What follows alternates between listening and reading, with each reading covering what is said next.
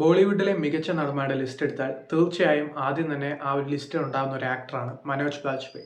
കാരണം complex Rolls ആണെങ്കിലും simple Rolls ആണെങ്കിലും ഇപ്പോൾ പോലീസ് ഓഫീസർ ആണെങ്കിലും ഏത് തരത്തിലുള്ള കൈൻഡ് ഓഫ് ഡിഫറൻറ്റ് ജേണൽ സിനിമകളാണെങ്കിലും എല്ലാത്തിലും തന്നെ തൻ്റെ ആക്ടിംഗ് പ്രോവസ് തെളിയിച്ച ഒരു ആക്ടറാണ്. ഹ്യൂജ് ഫാൻ ബേസോ അല്ലെങ്കിൽ വലിയൊരു കൊമേഴ്ഷ്യൽ ഹിറ്റ്സ് ഇല്ലെങ്കിൽ പോലും അഭിനയത്തിൻ്റെ കാര്യത്തിൽ ഇദ്ദേഹത്തിന് എതിരാളികളില്ല എന്ന് തന്നെ നിസ്സംശയം പറയാം എന്ന രീതിയിൽ വിശേഷിപ്പിക്കാവുന്ന ഒരു ആക്ടറാണ്. കാരണം ഓരോ ക്യാരക്ടർ അദ്ദേഹം സെലക്ട് ചെയ്യുന്നതും അതൊക്കെ ചിലപ്പോൾ മോശമാണെങ്കിലും അദ്ദേഹത്തിൻ്റെ പെർഫോമൻസ് ഒരിക്കലും മോശമാവില്ല. സോ അങ്ങനെ ഒരു മിനിമം ഗ്യാരണ്ടി ഉള്ള ഒരു ആക്ടറാണ് മനോജ് ബാജ്പേയി. റീസെൻ്റ് ആയിട്ട് നെറ്റ്ഫ്ലിക്സിൽ ഡയറക്റ്റ് റിലീസായ ഇൻസ്പെക്ടർ ഷിൻഡെ എന്ന് പറയുന്ന ഒരു സിനിമയെക്കുറിച്ചാണ് ഇന്നത്തെ വീഡിയോ. സോ ഒരു മനോജ് ബാജ്പേയി ആണ് ഈ ഒരു ടൈറ്റിൽ ക്യാരക്ടറിൽ വരുന്നത്. സോ ഒരു കഥയെക്കുറിച്ച് കൂടുതൽ പറയേണ്ട കാര്യമില്ല, കാരണം ഇതൊരു റിയൽ ലൈഫ് സ്റ്റോറിയാണ്. ആ ഒരു റിയൽ ലൈഫ് സ്റ്റോറി ഒരു ഡിറ്റക്റ്റീവ് കോമഡി അല്ലെങ്കിൽ ഒരു ഇൻവെസ്റ്റിഗേഷൻ കോമഡി എന്ന രീതിയിൽ മാറ്റിയാൽ എങ്ങനെ ഇരിക്കും, അതാണ് സിനിമ തരുന്ന ഔട്ട്പുട്ട്. ഇൻസ്പെക്ടർ ഷിൻഡെയും ഒരു പോലീസ് പരിവാരങ്ങളും എങ്ങനെയാണ് ഈ ഒരു ചാൾസ് ശോഭരാജിനെ പിടിച്ചത് എന്നുള്ള കഥയാണ് ഈ ഒരു സിനിമ ഒരു കോമഡി ജേർണലിൽ നമ്മുടെ മുന്നിൽ പ്രസന്റ് ചെയ്തിരിക്കുന്നത്. സോ ഇവർ ഈ ഒരു ക്രിമിനലിനെ പിടിക്കാൻ പോകുമ്പോൾ ഉണ്ടാകുന്ന സംഭവങ്ങൾ എത്ര രസകരമായിട്ട് പറയാമോ അത്രയും രസകരമായിട്ട് സിറ്റുവേഷണൽ കോമഡീസും അല്ലാതെയുള്ള ഹ്യൂമറും ഒക്കെ ആയിട്ട് മുന്നോട്ട് പോകുന്ന ഒരു കഥയാണിത്.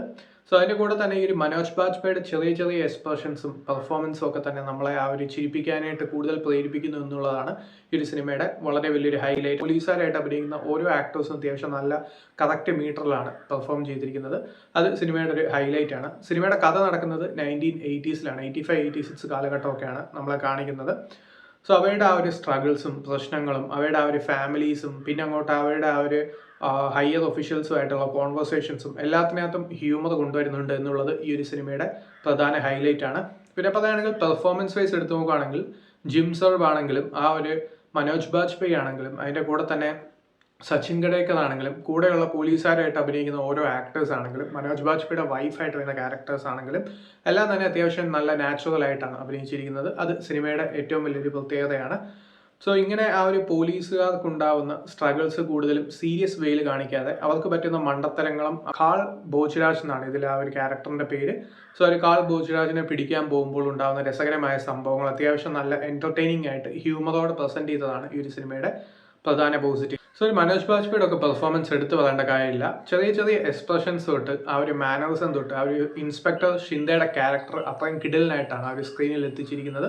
അതും ക്ലൈമാക്സും നടക്കുന്ന കുറേ റഷ്യൻ സംഭവങ്ങളൊക്കെ തൊട്ട് അവസാനം വരെ കാണുന്ന ഓഡിയൻസിന്റെ ചിന്ത എന്താണെന്ന് വെച്ചാൽ ഈ ഒരു ക്യാരക്ടർ എങ്ങനെയാണ് ഈ ഇൻസ്പെക്ടർ ഷിൻഡെ എന്ന് പറയുന്ന ഒരു ക്യാരക്ടർ എങ്ങനെയായിരിക്കും ഇത് എക്സിക്യൂട്ട് ചെയ്യുന്നത്, ഇത്രയും മണ്ടത്തരങ്ങളൊക്കെ പറ്റുന്ന അല്ലെങ്കിൽ ഇത്രയും ഹ്യൂമറോടെയുള്ള ഈ ഒരു സ്റ്റോറിക്കകത്ത് എങ്ങനെയായിരിക്കും ഈ ഒരു കാൾ ഭോജ്രാജിനെ പിടിക്കുന്നത് എന്നുള്ളത് ഈ ഒരു സിനിമയുടെ ഹൈലൈറ്റ് ആയിട്ടുള്ള സീക്വൻസ് ആണ് ക്ലൈമാക്സിൽ വരുന്നത്.